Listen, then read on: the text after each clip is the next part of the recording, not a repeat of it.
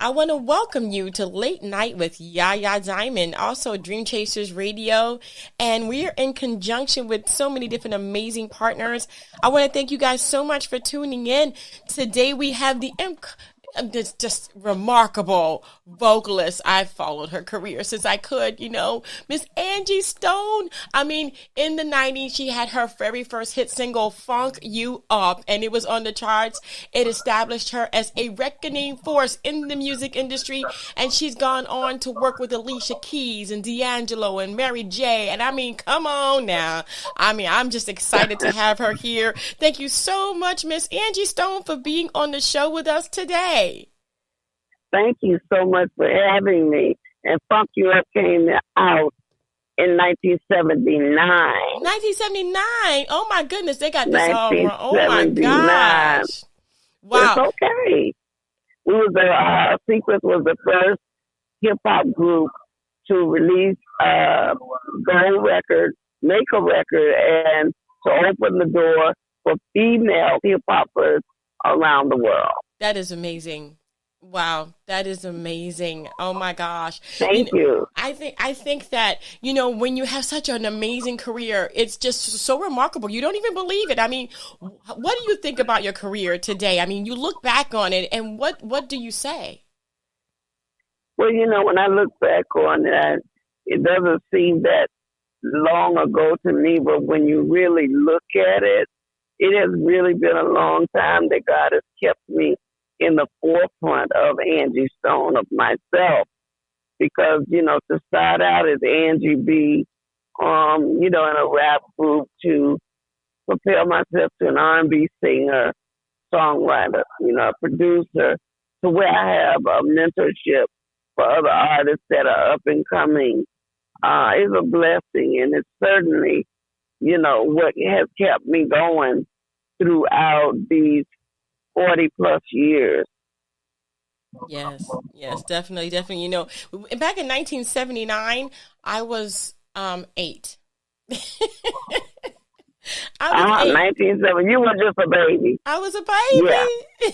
I was a baby. I was 17 years young, and you were a baby. I was a baby. I was definitely a baby. It's just a blessing to see that, you have this career. It inspires me to keep going.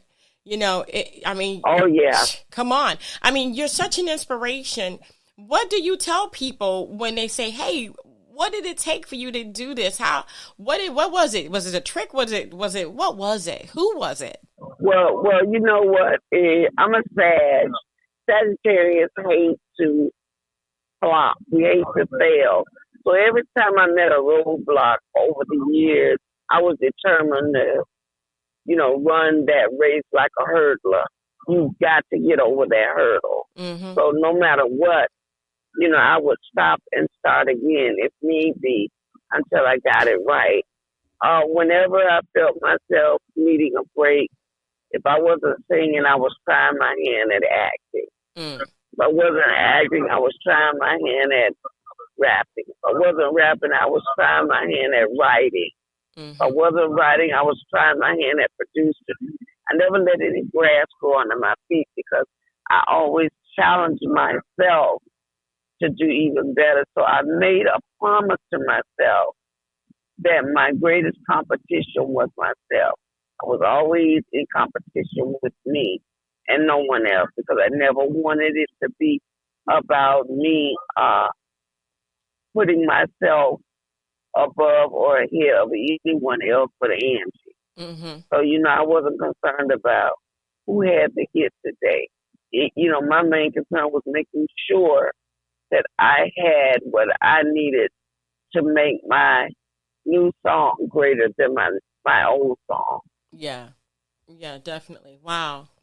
That, that is just, it's amazing. It's just amazing I love your voice. I absolutely love what you've done. You're a role model to all Black women out there and that want to aspire. So definitely. In 2019, you released Full Circle. It was right before the pandemic. Tell me about that. And then what happened? And then today. Say the front part of that one more time. So in 2019, you released the album Full Circle. It was right before Full the circle, pandemic, yes. right before the pandemic. And I was just kind of wondering, how did that go? Because we went right into a shutdown. And then now that we're out, what are you doing today? Well, Full Circle, how I encompassed that album, it was basically me deciding that I wanted to get back to, I didn't want to experiment anymore. Mm-hmm. I didn't want to show people or anyone that I had the ability to change, but that I was comfortable in my own skin. So I started to, feel like I wanted to record the things that made me happy, things that, like when I did my first album, when I did my second album, which was the favorite one, Mahogany. So I wanted to revisit that time. And so for me, it's like, okay, I've done everything that everybody else wanted me to do. Now, this is a full circle for me. So I want to get back to making the kind of music that makes me happy. Right. And I know it makes other people happy because, they let me know every time. And then, that's my favorite album. So, I had to go back and listen to Mahogany so to see what all the hoopla was about. Yeah. And, by golly, I understood I hear that. what they were talking about. Because once I listened to it, I said, okay, now I know what they mean. It's wonderful to go back and actually grab a hold to what propelled you forward in the first place. Exactly. Yeah. And so what did you do during the pandemic? Because Full Circle came out and then boom, everything shut down. Right. Well, when the pandemic hit, it was time to, as far as I was concerned, it was time for family. Mm-hmm. I felt like this was the time that God gave people to reconnect with family. It was a time for people to really spend time together, learn how to live together again as a family, how to be connected as a family. So it wasn't a thing, we were all looking at the news, but, my family is very inquisitive. We wasn't believing all the hype. And so at one point, we were going, oh, come on, they're just trying to do this and trying to do that. But at the same time, we were all staying in the house. And I'm like, put your mask on because you can't be too careful. Yeah. But I think it was a time for family. So when the pandemic hit, I was kind of, in my space with, okay, I got my mom here, got my daughter, I got my son, I got my granddaughter, and I got my grandson. And then the worst thing happened, at Christmas one year, which was 2 years ago, I lost my mother. Oh. She got, she was the one that was mostly afraid of the pandemic. She didn't want to leave her house, but she came to my house for Christmas because that's our small family. I didn't have any siblings. So she came to my house and she got her head, she had vertigo, and we panicked a little bit and called the ambulance. And when she went to the hospital, that was the worst thing we could have done was send her to the hospital because they were throwing everybody on ventilators at that time, and she didn't need a ventilator, in my opinion. And I just think it was let's get all the Social Security money we can get back from the older people. Yeah. And my mom, she was the matriarch of our family, and about 12 days after she was there, she was dead. And it was something that shook us all up because they put my mom on the ventilator without us clearing it. And I think that was the beginning of the breakdown for me. I just went, bananas after that. Oh my gosh. I'm so sorry to hear that. When you talk about the pandemic, to me, the pandemic, in my opinion, the pandemic is, okay, let's push the button and make the world panic because, I mean, even though the pandemic is here now, there's not nearly enough, in my opinion, nearly enough frantic minds right now because it's like the pandemic doesn't exist. Mm-hmm. But a year ago, it was mayhem. And where did it just go? Did it just disappear? I mean, you couldn't go in the hospital. You couldn't, they locked everybody out while they took away your loved ones. Hmm. It was that part for me that did it. Yeah. So, yeah, I lost aside from being with my family, yeah. I lost family members. I did too. To this dreadful situation. Yeah. I'm so sorry to hear that. Yeah, my dad died too during the pandemic. Oh, wow. Yeah.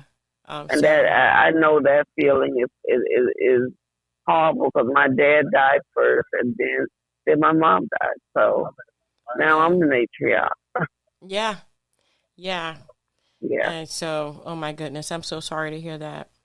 And so, we're out of this. We're on the other side of all the things in family. At least you were able to see this and be there for your family members, because I know that you travel a lot. I know that you're demanded on your career, your profession. And so I guess that was the moment that you needed to be there, and God knew it. Now that everything is outside of this and we are not panicking anymore and you're back at it, what's going on with your music now? What's going on with some of the music? Yes. Well, right now I'm working on a Christmas album for next year. And I'm working back with some of my strongholds, like Juanita Wynn. She's one of my partners that I work with. Can you turn the heat on? It's freezing back here. The air on. Juanita Wynn, who's one of my writing partners, and I wrote a song this year that is now peaked to do a Christmas album, which we're starting top of the year. It's the first time I pick a pen to, pen a song in a very long time because I hadn't been in the mood to really write since my mom passed. Walter Millsap, Candace, Belawa, and those cats from the Clutch was really my team that's been helping me really get some phenomenal material done.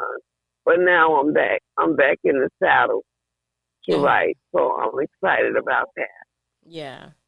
I mean, as a mom myself, I would, if I were gone, I would definitely want my daughter to continue in the love that she had. You know what I mean?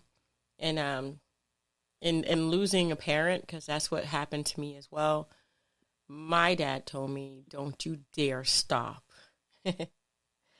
And so I didn't. And hello? I'm trying to check you up. Go ahead. And I wanted to encourage you today to not stop, to keep going. And we love you. And we love your music, and we love your voice. And I know your mom did too. So thank you so much. I appreciate that. Anytime. Not too hot. Anytime. And so I'm sorry. I want to thank you so much for being on the show with us. Is there any encouraging words that you have for your fans today? Yes, my word to the wise and the lost and the lonely. I mean, I would just tell all of my fans to follow God. I really want people to turn their focus into the spiritual world. I really think that they need to seek God in all things. That's important for me. If they're going to follow me, trust that I'm following God, then follow me there, because I really believe that a lot of people can get lost in music. A lot of people can get lost in celebrity, star status. Please don't let my level of status to diffuse this situation. I love Jesus and I want these people to make it in their heaven. So at the end of the day, I really want your focus to be there. Definitely. Wow. Well, Miss Stone, thank you so much. Thank you. It's just been a All pleasure. right, babe. Thank you so much. And you go ahead and do what you're going to do. Happy New Year. And I'm so glad that we finally got this interview done. Thank you. Definitely. I am very, very happy. And if anything else you want to say at any time, you can always come on the show. You are always welcome. I got your number. Yes, I got ma'am. you, boo. Yes, ma'am. Thank you. Thank you, Miss Stone. All right. And thank you Take guys. care. You too. And thank you guys so much for tuning in. Miss Angie Stone, ladies and gentlemen, she's amazing. Get her latest song. She's got Christmas songs coming out next year. You don't want to miss it. And she's an amazing person. I want to thank you guys so much for tuning in. Don't forget to dare to be different. And until next time, guys. Bye.